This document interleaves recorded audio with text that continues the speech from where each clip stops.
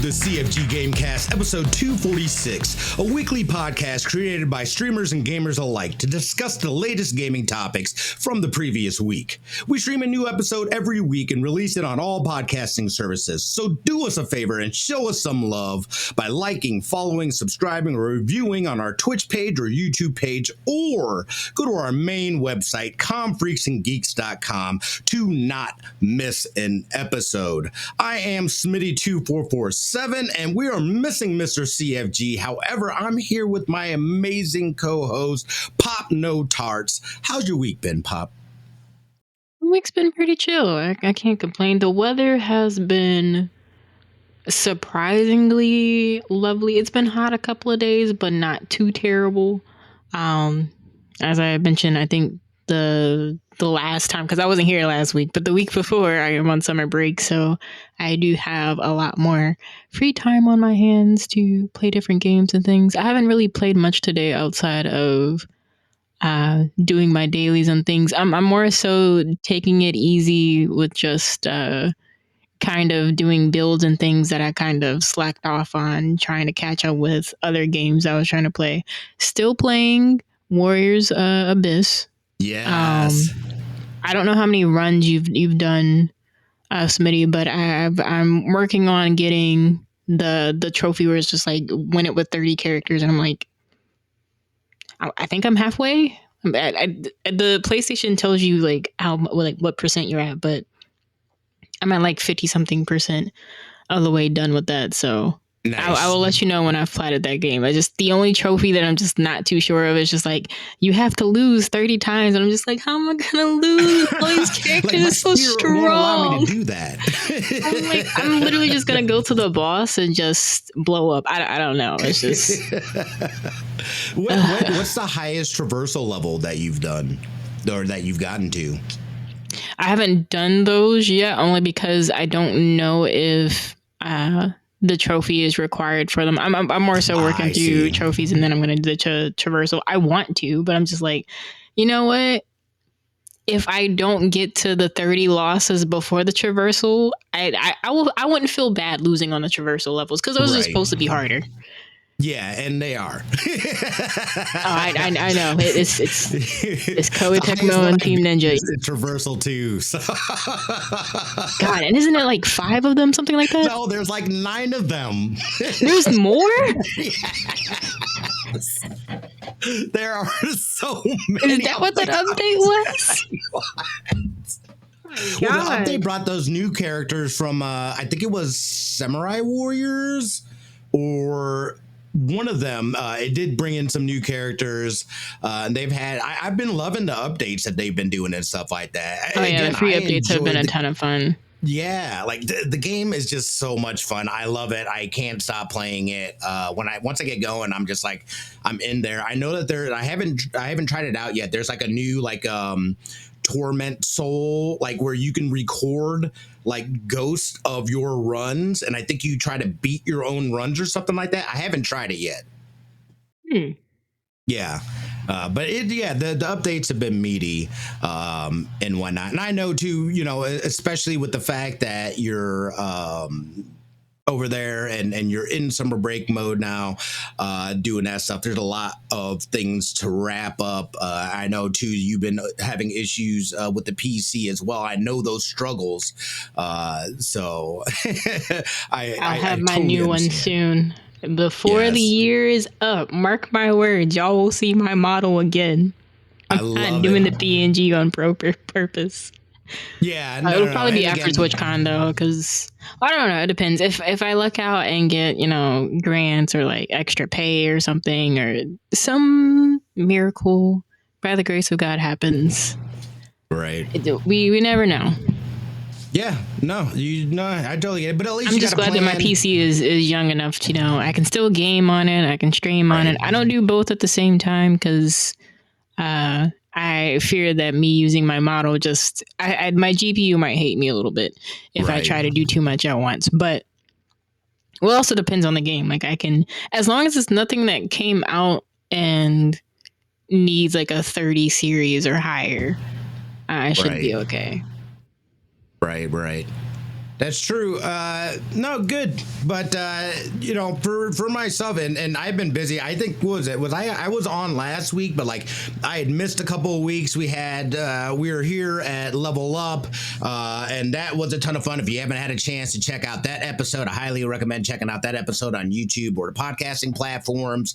And then I went to Kansas City. Again, huge thanks to Vegas Inferno for and NASCAR for inviting us out there, getting Kansas City Pioneers, their NASCAR team, showing us around, having some things, and we got to collab with them over at Price Choppers, make some content over there. Go check out the races. It was dope. It was a lot of fun. Had a blast. So I haven't been doing too much gaming.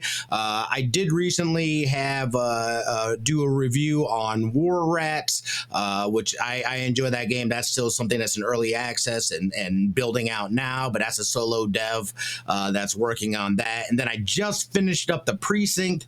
I have fully digested my experience with it, so I'm working on that review. That will hopefully be out next week. So, or at least get it finished. I need to get it finished first, and then one step at a time.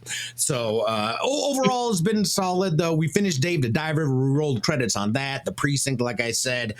So we've been grinding. My focus though has to shift. And this isn't just to spite Day and Night, but he is a believer that I'm not going to finish these games, and for the most part, he's right. He is valid in his beliefs. But when someone fires me up, especially, and I want to do this because I love Kojima, but Death Stranding was a game that I hadn't finished. I played a little bit and just I was like, But I love Kojima and I love his stories. So I was like, I have to play this game. I have to finish it. And we've got Death Stranding 2 coming out here next month as well. I believe towards the end of next month. So I've got about a month. I'm on the clock now for real. So I got to finish that game so I can pick up Death Stranding 2 and know what's going on and all that good stuff. But we shall see. But enough about our stuff and whatnot. We got to get right into the topics and jump right in to stuff. I just realized to whoops, sorry.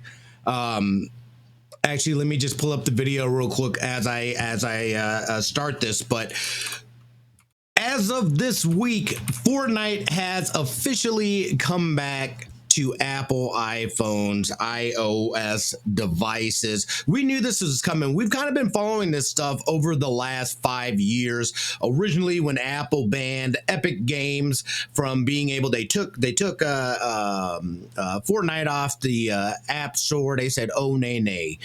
This has been a long legal battle, and essentially, what came from this is the EU implementing. Oh my goodness. I'm forgetting what the name of it was. It was something market, digital market, something. But essentially saying that you can't just have a chokehold on like storefronts and stuff like that digitally, which then opened up Fortnite and Epic Games being able to come back over in the EU.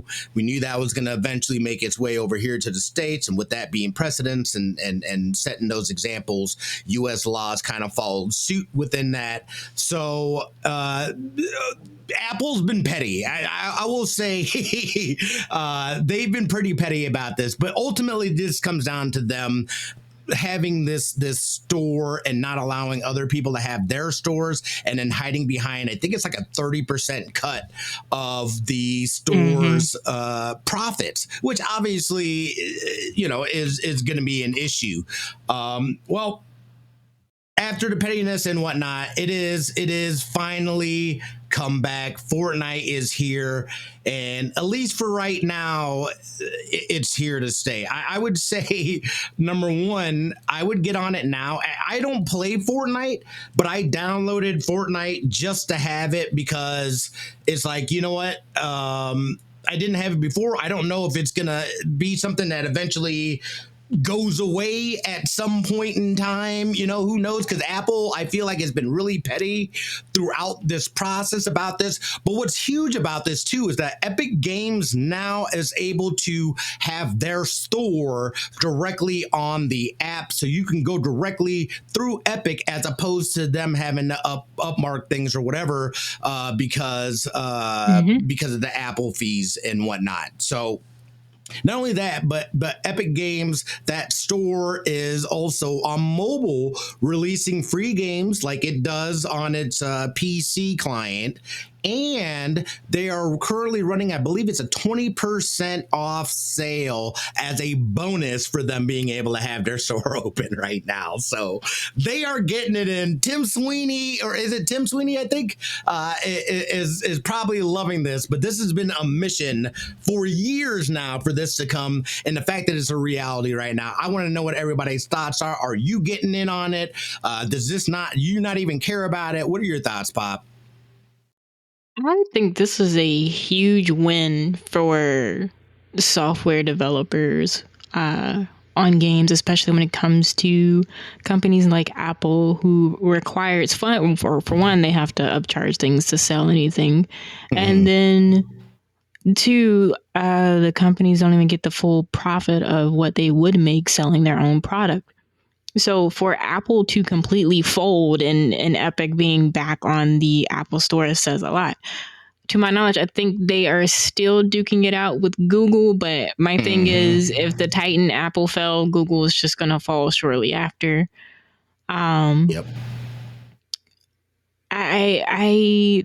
It'll be interesting. The player base will also be interesting because I think when this happened, a lot of players who were only playing on mobile could not play, and it cut down on the player base size quite a bit. So I'm hoping to see some people return.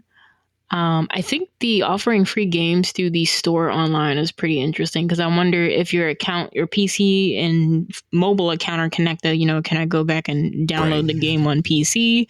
And this is just, if I'm traveling and Epic's like, oh, we have this game available for free in our store, I'm not gonna have my tower with me if I'm like halfway across the country or something. So I am a little curious about how that will work out, but.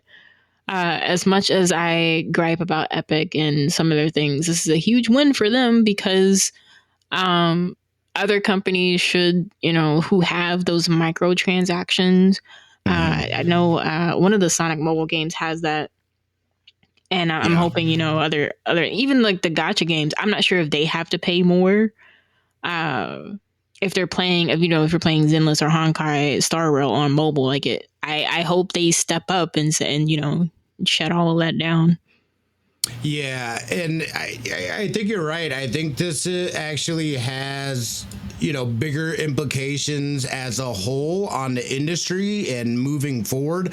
And we're going to see more of this stuff because I feel like, for the most part, internet and digital things and stuff like that very much are not necessarily in their infancy, but definitely in its adolescence or as an adolescence or adolescence. That's not the word. Is that the word? Adolescence.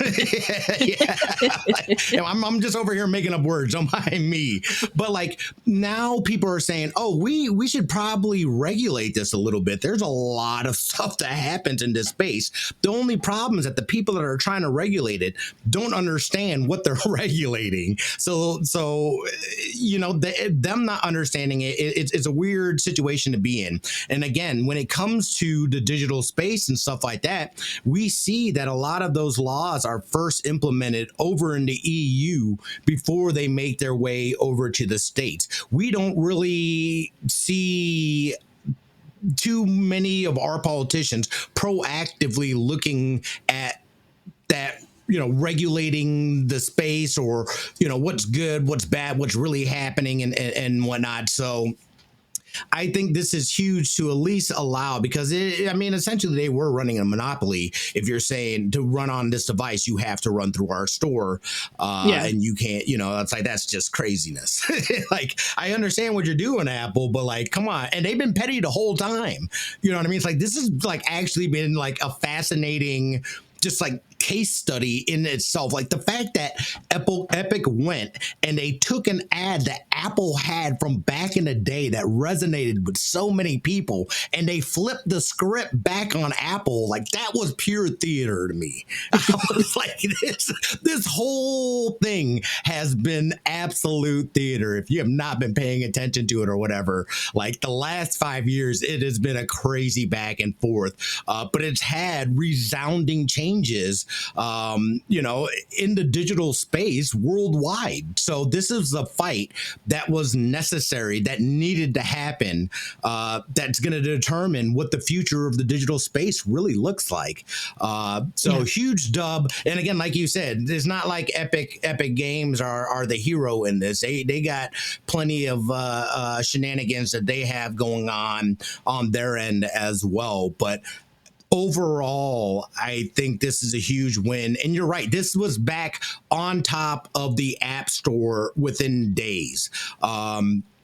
This just shows how petty Apple was. They killed an app that was making them, fist loads of dollars, and they were like, "Nah, son, you can't. What you guys are trying? Nah, son, you gone. We don't care about the money." Like that. That to me in itself is just like, man, like this is I mean, crazy. if Apple was really smart, they could have done, if you're playing on mobile and playing online, you just get an Apple game subscription, which costs, I want to say, about the same as PS. Well, actually, it might be cheaper than that because it's mobile. But either way, like all these other, to play online, with the exception of PC, like you need a subscription. I don't think you need it on PlayStation anymore because Sony surprisingly was just like, oh, well, I mean, if it's free to play, we won't charge you to play online, which I think is pretty interesting. But is that not still a thing? They really don't do that. That's true. I mean, I have the premium subscription. I've just had it just because, like, I mean, the online thing, but then like with the games and stuff like that, and like I feel like I've gotten more value since they've opened up like the streaming, and like the catalog has opened up a lot more as well. I don't like the fact that they pull games from it sometimes, like Game Pass does. Like I'm not a huge fan of that. I understand. I mean, I get. But like I feel like Epic Games, like if you get it, like it should just be yours now. You know what I mean? Yeah. Like let it be a part of my library. Yeah, it's like don't take it away from me, dude. And like give me a limited time. That's too much pressure. Like I'm not gonna be able to do it in that much time because I got other games. Too many good games. So. But yeah, I think this was huge news, obviously, and we're gonna see it. And I think the numbers. This is a huge win for Fortnite. I'm curious to see, like you were saying, Pop, in terms of, because I haven't had a chance to go in and actually look at the store and like what the process is for like obtaining the games. I think it would be smart if they were to have, and I believe. Somebody correct me if I'm wrong, but I believe their focus, their store for their free games and whatnot are different from what they are on the PC. I believe, and this part I think I'm making up. I think they'd be smart if they made the free games on the mobile more mobile centric and something that was focused specifically, that was made specifically for mobile, as opposed to trying to port a game that was like made for PC and just, porting it over or whatever. Right. Scyther says, are there any games you've bought in the last 15 years that's actually yours and not just a license to access the game? Subject to be removed at any point they lose the license rights or you break their rules.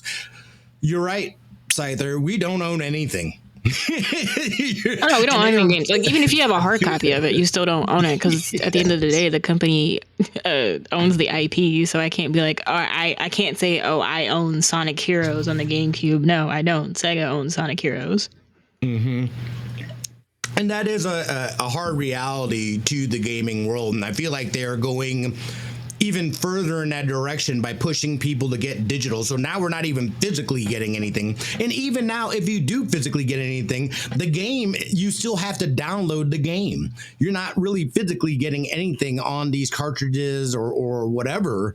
So like they've really taken the value, and I feel like it's intentionally taking the value out of physical and kind of pushing people over to the digital, which I think is going to be something that it's kind of inevitable, the same as like a Game Pass and what I think Xbox and Microsoft is doing. Hey, we don't care what you play our games on. We just want you in our system. We'll give you all this great shit. You can play on a fridge. You can play on everything. You can play on everything with this. We got everything for you. So, obviously, if you position yourself to be like that, you want digital things. So, yes, we are just getting even further. I mean, not really even further, because we never owned it in the first place. It's just a repackaging of, hey, now you extra don't own this because you physically aren't even getting shit. So I think that's a fair point.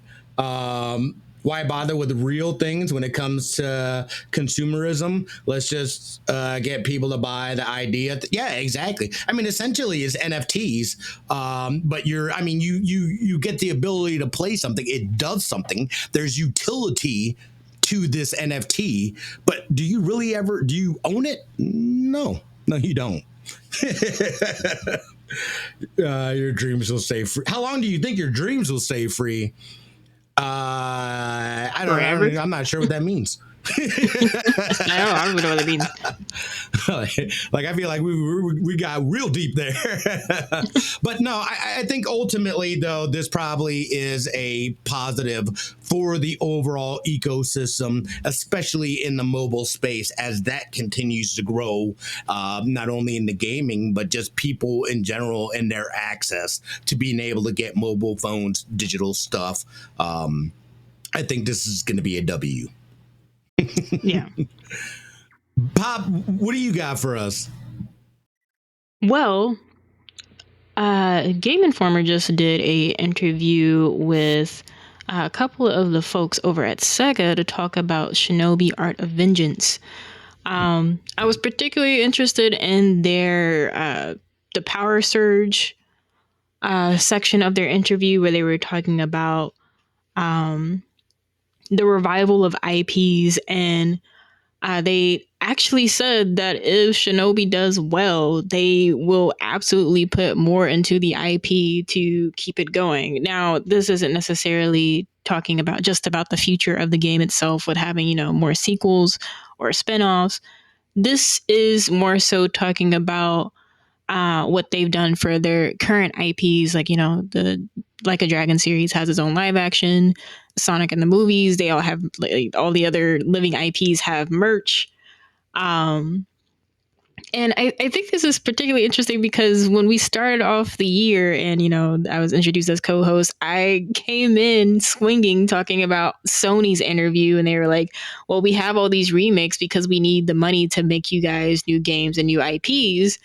And Sony absolutely has other IPs that they could revive. And here you have Sega saying, oh, well, yeah, we need the money if we want to keep IPs like this going. Mm-hmm. But they're not sitting here making a bunch of remakes or remasters of the same 2 or 3 games. Oh, whatever Sony, however many games Sony has like remastered, PlayStation and Sony has remastered by now. But it's interesting to see how these two companies can be juxtaposed, and they're thinking of how they're going to make money to appeal to fans, as well as to reach their goal with this. Because Sega is going through an IP revival. I know last week y'all talked about Square Enix and the whole issue with. I hate that The Missing Link isn't coming out. I was looking forward to that game, but I think it was for the best, though, to be honest. I really do. I'm hoping that they somehow keep some of the ideas, but change it around a little bit. But, yeah, it's that hurt. But Shinobi Art of Vengeance is coming out in August. I'm looking forward to it.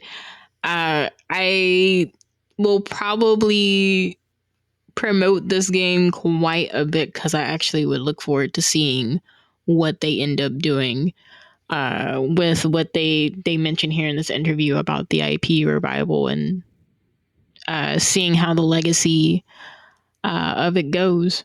as well as the legacy of other IPs that are coming back. Crazy Taxi, Jet Set Radio, Golden Axe, Streets of Rage are also coming back fairly soon as well. So I am, and before I get to my comments, Scyther says, is Shinobi really even an IP that can be used? It's a played out game type, or it's a character that hasn't anything taking them past 2D. What's the story? I played the game, but don't remember. yeah, it sounds like you just have to revisit the story, but it is an IP that people are looking forward to coming back. Yeah, which it's funny because I'm kind of in Scyther's boat in terms of I think the last Shinobi I played was on the Sega Genesis, maybe, or not the was it on Sega or was it on Nintendo? It depends on which one you would have played. Like the original Shinobi. It's definitely would have been on. Definitely would have been on a Sega console. But okay. For the IP revivals that are coming out, there was a survey that was given out by Sega in 2019. So all of these IP revivals that you see are the ones that succeeded in that survey that they gave out to us, and those that they continue to talk to. So to question Shinobi's relevance, I'd survey results. People wanted this game back. Yeah, people wanted this game back. Which is interesting because I don't really know a lot about Shinobi, the story. I never got that deep, within that like the lore or any of that stuff. I just remember it being hard. I remember the flipping and the jumping. This looks like a Shinobi game, though. This looks cool. So it continues the story. So they've been doing character posts and things. There's one where it talks about Shinobi Revenge, and the ending there was kind of iffy because they were just like, oh well, what happens with those two, but Joe Musashi does actually end up getting married because it shows one of the character portraits shows one of his love interests, and she's pregnant. I'm like, oh, they got married. They're about to have a child. This is actually exciting. That's crazy. Scyther says, Scyther says, is there an actual story? Does this cycle have there is an actual story to it. Or is this guy just need some professional help? I mean, there's an actual story to it. I would recommend watching a YouTube video to really dig deep down into it, because there are a couple of other games and spinoffs. So I feel like that's a great way to find the lore out, is finding, because if there's a game or like an actual lore to something, someone has covered it on YouTube most likely. So yeah, that is a really good place to get lore details about a game. And that's something too that might, like maybe you check that out before like being like, all right, I don't understand why people would want this to be revived or whatever. Maybe getting into that lore gives you a better understanding as to why it's got the popularity that it does. Yeah, because it builds on things from the first game, because what kicks off the game is Joe has a school of students and all of them are kidnapped, so he has to go find them and rescue them from this group of terrorists. So yeah, and it's a little different though, I think, Scyther, because Frogger didn't have multiple games that continued with lore and a a storyline and stuff like that. So like I can see, because like even to me, like a Jet Set or not Jet Set Radio, I'm sorry, but like Crazy Taxi, that game was hella fun. Was there a story? Would I play it now? I'd probably check it out for the nostalgia purposes, but like I wouldn't have a lot of expectations in terms of that. But again, that could be a great opportunity for them to take the opportunity to then build out this lore, build out this world. Like Papa's saying, now you got merch, now you got a TV series. I think that kind of sounds like what Sega is looking to shift into.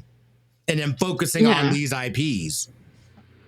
And it's funny that you mentioned Crazy Taxi because there's not really a lore to it. And I think because of that, they kind of have to appeal to a new audience, which is like, yeah, you're going to play this game where you do nothing. Now they have it to where it's like, I think they're adding online is going to be open world. I'm just like, okay, they're building on to something. It's going to be pretty huge. Hopefully we'll see something at Summer Games Fest because I believe it is slated for 2026.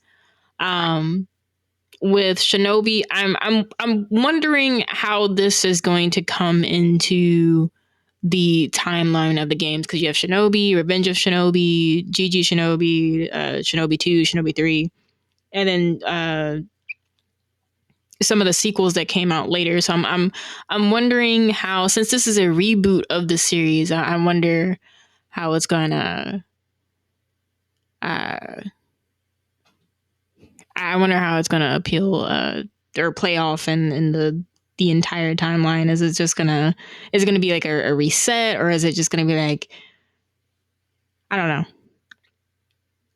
Yeah, well, and you know, again, that's where I think they have a unique, especially with a reboot, a unique opportunity to bring this old IP into today's time, where you're both hitting a nostalgia factor, but you're also having the opportunity to bring in a new audience, new game mechanics, new visuals, and stuff like that. So I think Sega is kind of spot on.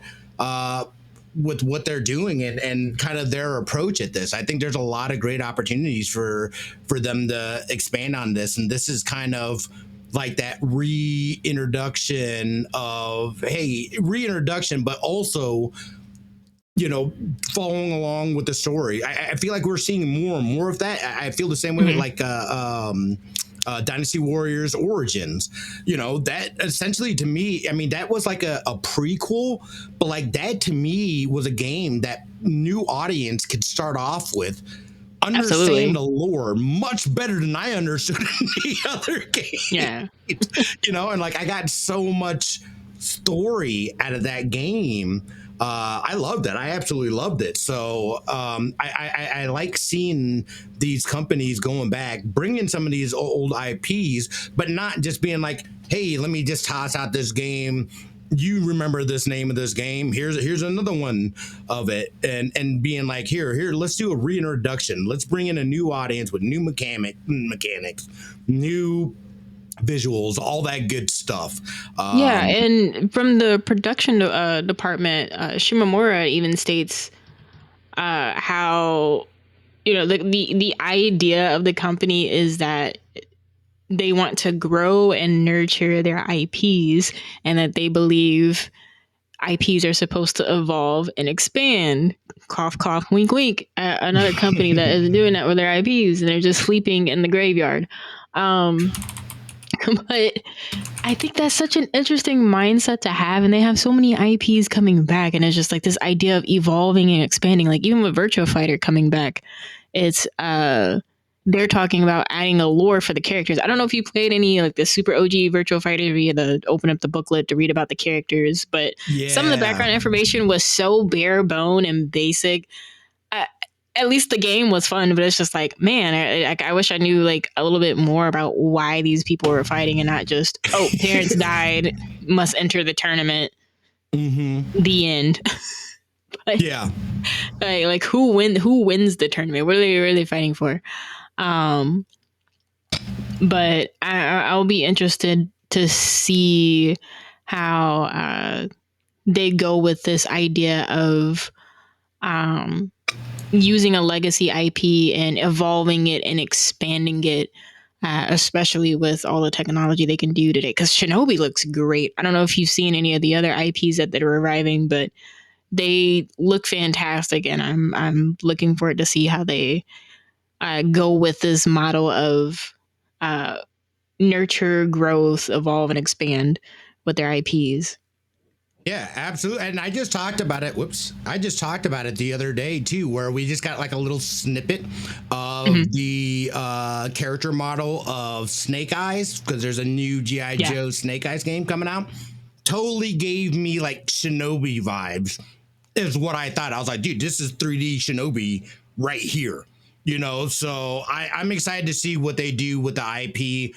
I think they're going in the right direction, and even seeing what they do with the expansion beyond just the video games and how they look to try to bring things into maybe the film realm or the TV realm, because we know it's coming. And then with that, it's obviously going to come merch and other things that come with that as well. So I think it's exciting times for Sega, and I'm actually looking forward to seeing this Shinobi game coming out and the success that they have. So I know we had one more topic that we wanted to talk about. Pop, you want? I think you have more of a personal experience with this next one. Do you want me to rip into Sony again? I implied with the last comment I made. I mean, we gotta let the people know. Yeah. Unfortunately, PlayStation is ending their Stars program. If you are on the Xbox side of things, you might be familiar with their rewards program, which is 10 times better than what PlayStation was doing. The Stars program is ending. It will fully end on November 2nd of next year. I believe we can earn points and level up our status up until July 23rd. And after that date, all campaigns will end.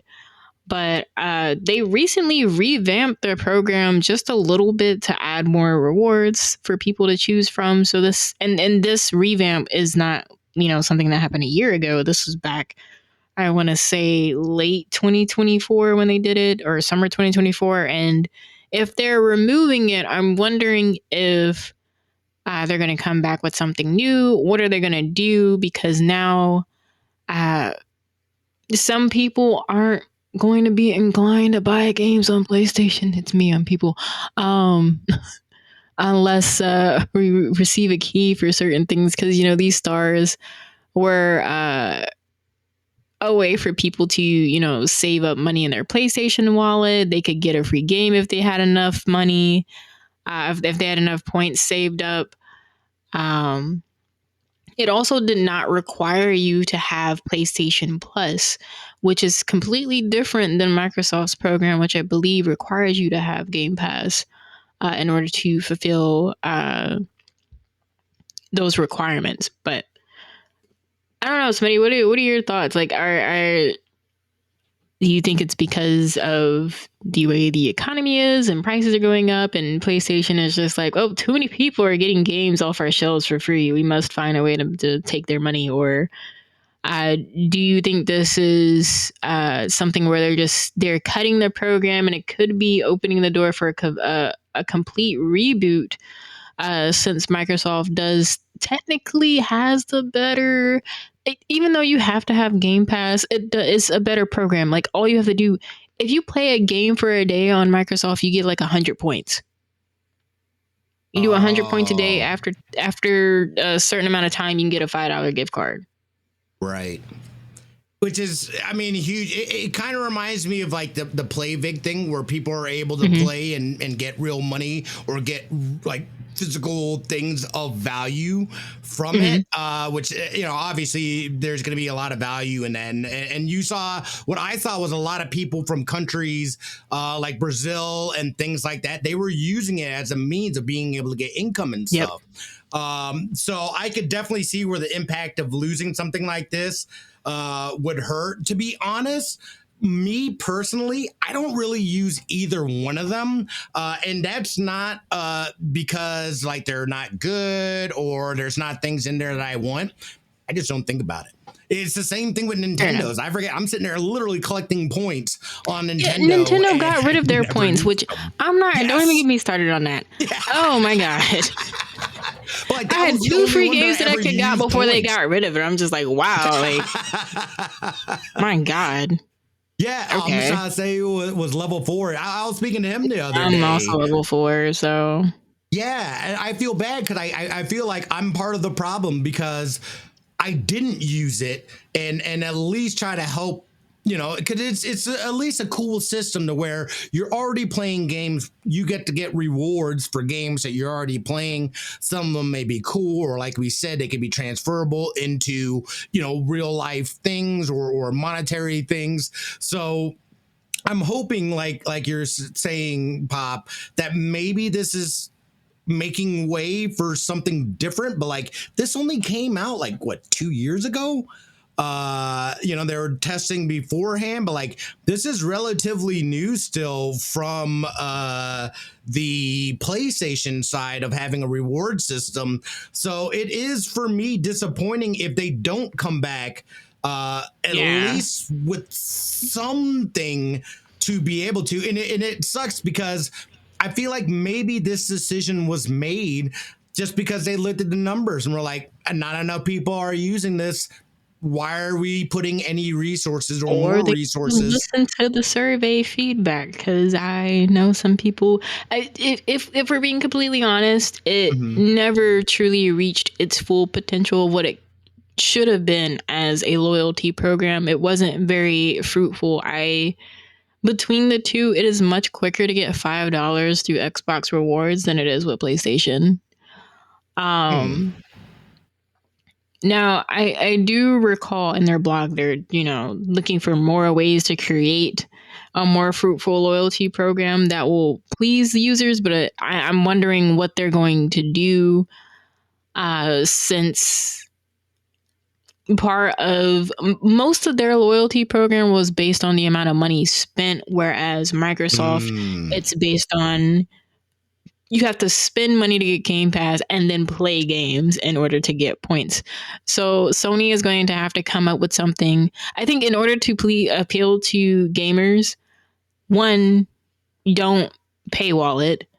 Right. Two, because it's not paywalled, absolutely have more opportunities to earn points through gaming, since that's what we're using the console for. Or since you have all these other apps, you can use Discord through PlayStation, and Discord has all of these different PlayStation events. You're just like, play Fortnite in a VC chat on your PlayStation for 15 minutes and get this. PlayStation could say, oh, you've completed this Discord quest. Here's 20 points, 50 points, however many points. The double dip. Yeah, and there's so much that they can do to make it more appealing and literally, knock Microsoft down a couple of notches to, I don't want to say do the exact same, but bring back in that competitiveness to where both loyalty programs can feel super fruitful at the same time. Yeah, no, I agree with you. And they all, they all kind of have variations of that stuff. And you're right. I'm less inclined to participate in something like that if it's based strictly on me purchasing games. I would rather it be a system where it's like, hey, you play X game or play X amount of hours and you get things, because that's what I'm doing. That's why I'm on the platform in the first place, is to play games. If they really want it to be fruitful, the points need to be on the cent of how much you spend. If you spend $69 on the game, that needs to be not 690 points. That makes no sense. Right. That's less. That's that's way less. The points needs to match the money spent. Now, if you buy a game on sale, they have to work it out, because there's no reason why I understand if I spent like $2 and I only get 20 points. Right. Sure, whatever. But if you're spending close to $100 and you're not even getting 1,000 points, what is the point? That's crazy. Because like, or 10,000 points. What is the point? Yeah. I was like, that is a huge drop off. Like, what? But yeah, that's essentially how I look at that too. It's like essentially 1 cent is 1 point. right? Yeah. So that it should at least equate to that. Or if you're spending more or doing something in bulk, why not do some bonus points for spending X amount of dollars or whatever? You know, there's a lot of opportunities Yeah, there. they can have incentives like, oh, we're having a sale. Purchase a game during the sale and get bonus points. There's so many different things they can do. How many points for a $5? If you want the $5 $5 in your PlayStation wallet, it's like 1,250 points. That's insane. That doesn't even make sense. Yeah, that conversion rate is crazy. And it takes longer to get to 1,250 cents, even if you buy a game. See, that's that in itself is problematic. Like, you can't have a system like this. Hey, we're here. We want to reward you for the games or for buying games or playing games, but we're going to rig the system and make it super hard for you guys. And here's how it works, right? So I'll do, let's say, like, you buy V-Bucks, right? And you go with the bare minimum 1,000. You only get 96 points. But to get 1,000 V-Bucks, because it's $8 on in the Epic store, because they increased everything, it's like $9 with tax. So I'm not even getting on the cent. That is. I don't like it. I don't like it one bit. And that's the thing too. And that's why too, I think we are going to see, more regulation and stuff coming in this space, because there are some people and some practices, especially when you start looking at gacha games and stuff. My daughter tried playing a Dumb Minions game. Dude, there were so many pop-ups. She couldn't even get to the game. I had to help her get to the game and exit out of all the pop-ups. It was ridiculous. And that's where it... No, go ahead. I just thought about, I also hated the PlayStation tournaments, because with fighting games, they had different tournaments and it was connected to PlayStation, and you only got 25 points if you participated. I mean, you mean to tell me all you gotta do is hop in and lose and you only get 25 points? Do you realize how competitive fighting games are? Are you out of your mind? Right. The value's not there. And if you win, what do you don't get bonus points. So what's the point? I'm not playing for 25 points. 50 points. That is crazy. You can't even buy a sticker, a digital sticker I'm talking about. Not a real life one. Yeah, we can see they clearly need to go in and revamp that system, because just hearing it again, I might have used it once or twice, but I never purchased anything from it, and I never went out of my way to make sure that, hey, let me see what the quests or whatever are. So hopefully they come back with something that's actually going to give better value to players and gamers and make it an actual reward system, not just a way to get more hours in the games for people while giving people freaking peanuts. You know what I mean? Give it some actual value. And the people will come. That's what the TLDR is for that. Hopefully that's the lesson that they learned, and they're just going in and being like, let's just take it offline for right now. We're gonna retweak it, do all that stuff, come out with it again, bigger, better, stronger.